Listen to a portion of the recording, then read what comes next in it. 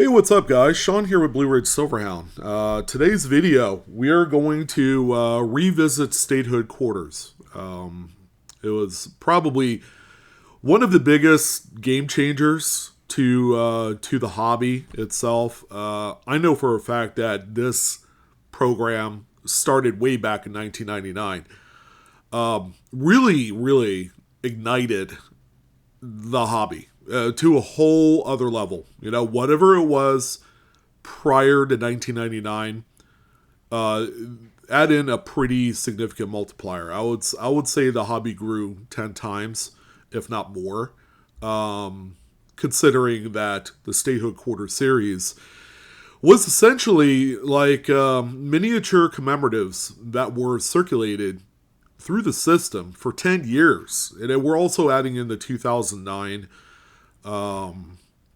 it's kind of like a one-off year. You know, they made the territorial quarters with Guam and Northern Mariana Islands, and even threw in Washington D.C. in there. You know, that particular year kind of gets lumped into the Statehood Quarter series, and has become kind of like one of the most pursued coins today. Maybe not in the way that you think, but we're going to talk about it here in this video. So here we are 16 years later. You know, we don't think about it. We're in the year 2025, and a lot of time has passed since the end of the series. We even had a National Park series. We are in the last year of the 4-year American Women Quarter series. So there's a lot that's happened since then. And, you know, we have to go back and look at the Innovator, the Statehood Quarter series. Now, I will tell you this.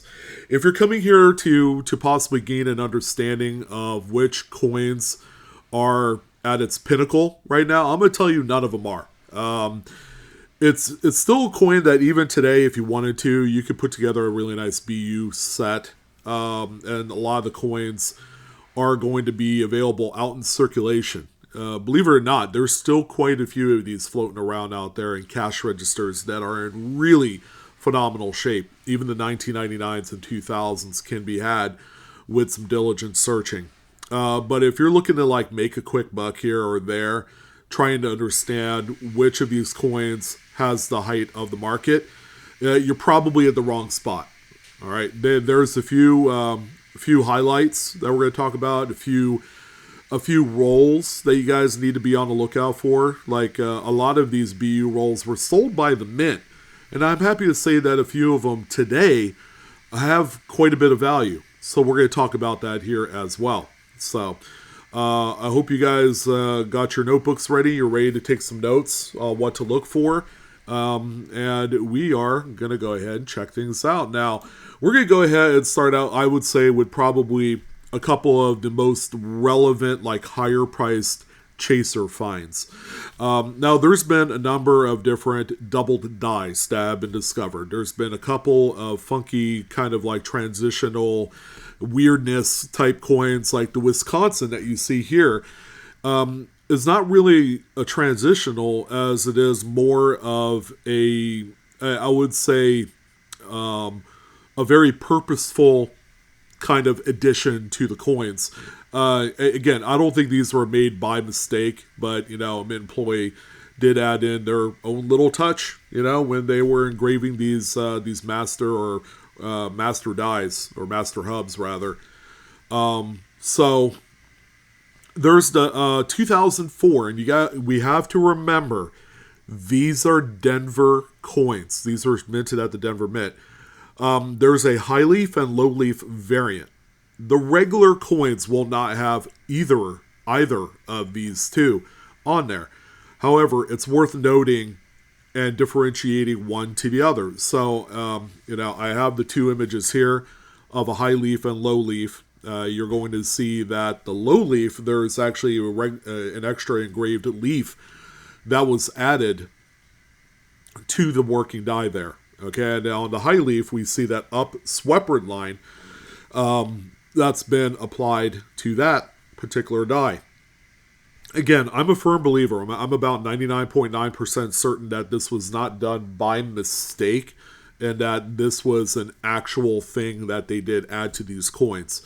Now, why it happened on the Denver coins is a whole conversation for another day. Even I couldn't tell you the whole story as to why that happened. Now, these things have enjoyed some kind of like a secondary resurgence in the marketplace. Prices have gone up. I would say about 2-3 years ago, these things were starting to shoot up, and prices, up to that point have remained flat. And I think it enjoyed its little bounce, and then now it's just kind of like it's sitting where it's sitting, as far as price wise goes.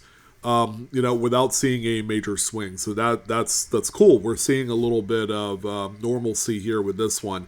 If it becomes way too expensive, people will stop collecting it. And keep in mind, it's a coin that's, just over 20 years old. So it's a relatively recent coin. Now, there's been some discussion about the origin in which these were distributed in 2004.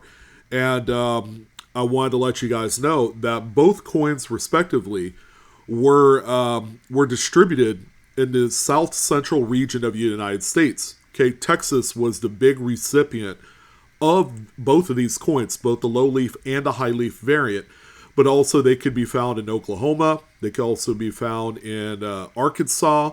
In that particular region of the United States, a lot of folks are finding these. Even still to this day, a lot of folks are still finding these out there in circulation.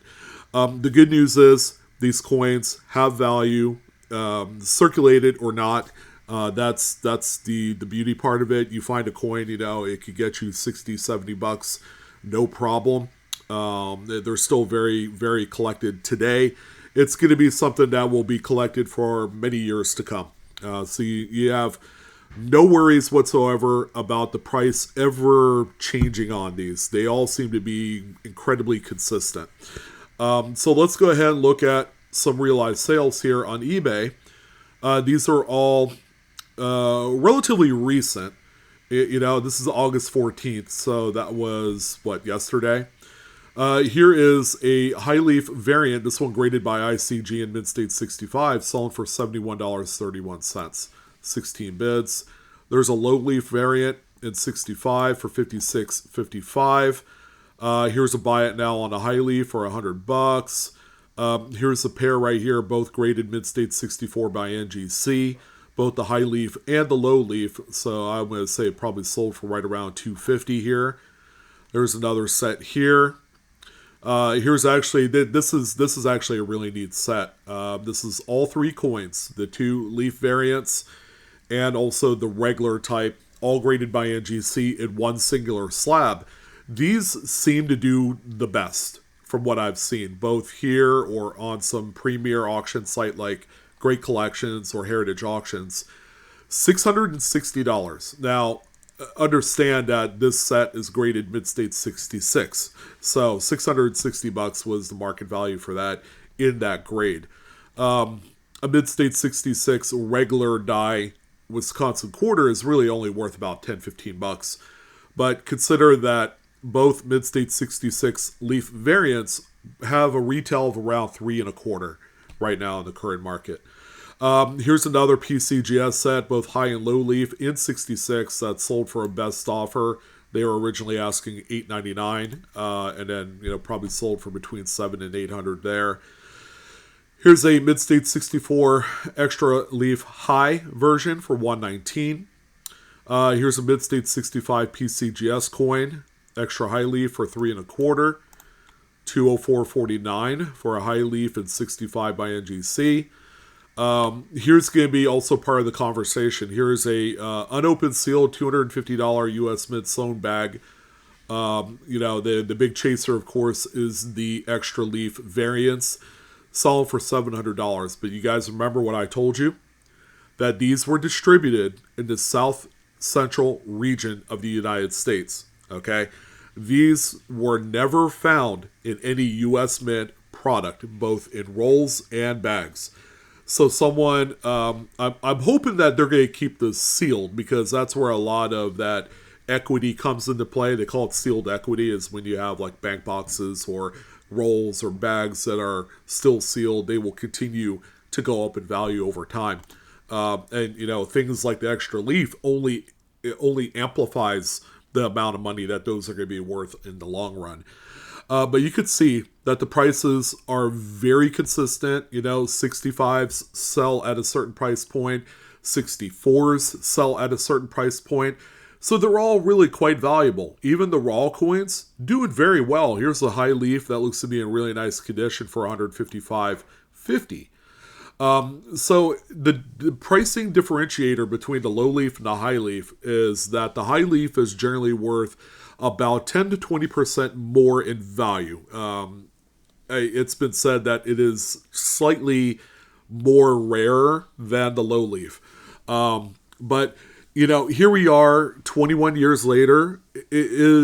Are these things traveling? They are. People have been finding these as far west as Washington State, Oregon, and people on the east coast of the U.S. are also finding these leaf variants as well. So there's a lot to love about both of these coins. You can find them basically anywhere at this point.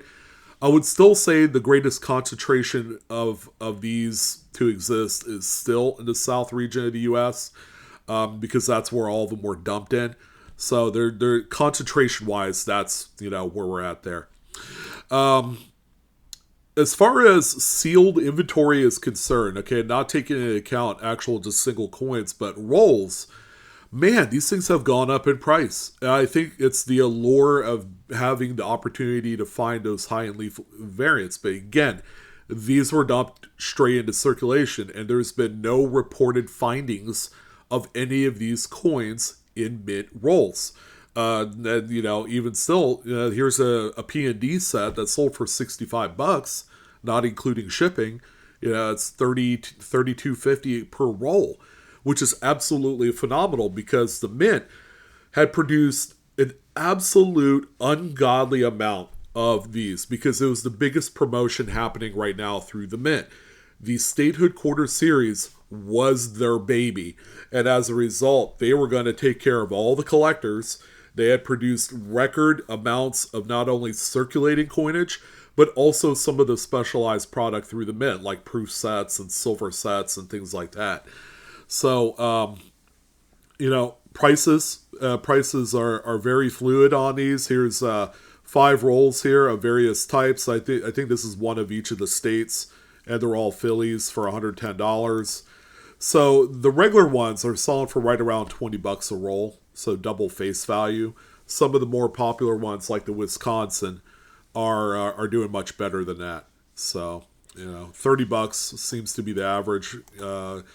Not really the average. This one is a little bit light right there, but what I can tell you, okay, the uncirculated Denver rolls that are in bank tubes are worth an absolutely ridiculous amount of money, especially if they come from the state of Texas. I think the last reported sale was like 8 months ago. There was a BU roll of Wisconsin D quarters, I think sold for like nearly $200, and it was located in Texas. So it was a sealed bank wrapped roll that sold for almost $2. It was quite awesome to see that. Just showing that the chase is real. The gamble is real when it comes to these.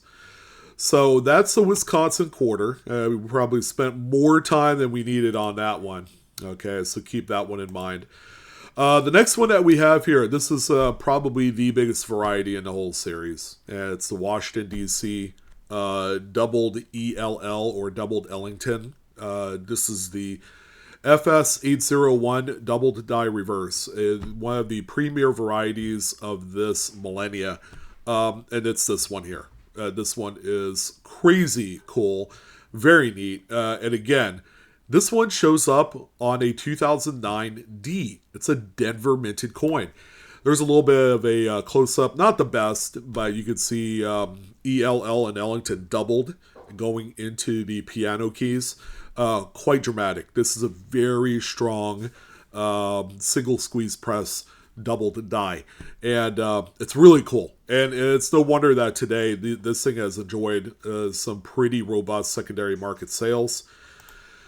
When we go to look at this is actually Great Collections. They've only sold one, and this was back in 2020. It's this top one right here where it says DDR FS801 PCGS Mid-State 65 for $1,126. Now the place to go for this particular coin is actually on eBay. Everybody is selling this variety on eBay here. And here are some realized sales from just the last 90 days. All right, we have actually a lot of two of them, both graded, one AU50, another an AU58, sold for a best offer of some type. It's a lot of money, graded by Annex. And here's one right here. Probably a top grade one here, Mid-State 66 FS801 DDR, selling for $2,995. PCGS graded coin. Here's a raw one right here. Looks pretty well circulated for $799. So it's a big money coin, even in circulated condition. I don't know too many of these that sell for under $500. It has to be really rough for it to hit that low level of money. Here's another very well worn one here for a best offer. Don't know what it is. I'm sure it's probably around $700. Here's another one here, graded by Mid-State 64 by PCGS. Best offer was accepted there. Here's one right here, pretty well circulated for $1,050. Buy it now. Here's one for $1,100, graded AU53. So see how much the prices have really jumped on this one. Compared to that Great Collections sale back in 2020, it's gone up quite a bit because the one on Great Collections was a Mid-State 65, but yet we have this AU53 example that ended up selling for $1,100, which is actually, if you're comparing grades, that is a much lower grade than a Mid-State 65 would ever be. So those were some of the realized sales. There was actually a good, like 8 or 9 of them that we looked at there. If we're looking at BU rolls, these things are bonkers. Again, BU rolls, these aren't quite sold yet, but this is what people are asking for them. Here's a P&D District of Columbia roll, and they also threw in a $2 bill with some modified stuff on there for $50 for best offer. D-Mint rolls for $40 plus $6 in shipping, and this person has sold 15 of them over the course of however much time they've had that listed on there. The P-Mint ones, people still love those too, even though you can't really find that variety on there. This person had sold 47 rolls at $40 a piece. The District of Columbia, as of right now, is the most valuable BU bankroll that you could sell on eBay currently. They're right around $40 to $50 a roll. And I think, again, the prospect is finding that FS801 doubled die is where it's going to be. And then one more thing before I let you guys go on this video. As far as like top pop registry set style of coins, it's still very expensive. And I don't think a lot of people are grading these anymore. The big draw is this 2004 Texas in Mid-State 69 by PCGS, selling for $6,750. That was in 2022. The proof ones are doing okay. This one here is a Delaware Silver in proof 70 deep cam, $5,115. This was way back in 2011. I'm sure this price has changed quite a bit as more people had sent those in for grading and getting that 70 grade. Here's a NGC Mid-State 69 Indiana that sold for $4,050 back in January 10 of 21. There's another Texas by NGC in the 69. See the price difference, a couple $1,000s between this and the PCGS coin, 2021. There's Ohio 3768 in 69 by NGC. That one sold same time period as well. American Samoa is right here as well, 3375. That was January of 22. There's a 2007D Washington State in Mid-State 68 for 3262, December 22nd of 24, just last year. And Yeah, see, there's the this one just 2 years later from that previous one, the Delaware Silver and 70 Deep Cameo, $2,861. But look at that, 2 years, and it's plummeted about $1,500, somewhere around there. So there's a few hits right there. There's a North Dakota PCGS Mid State 68 for $27.99.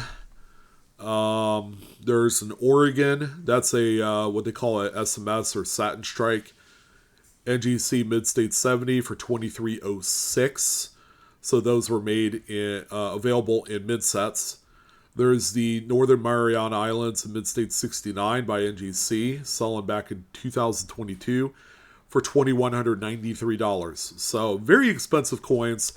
I do, again, want to heed caution. If you're going to grade any of these, keep in mind that, it's tough.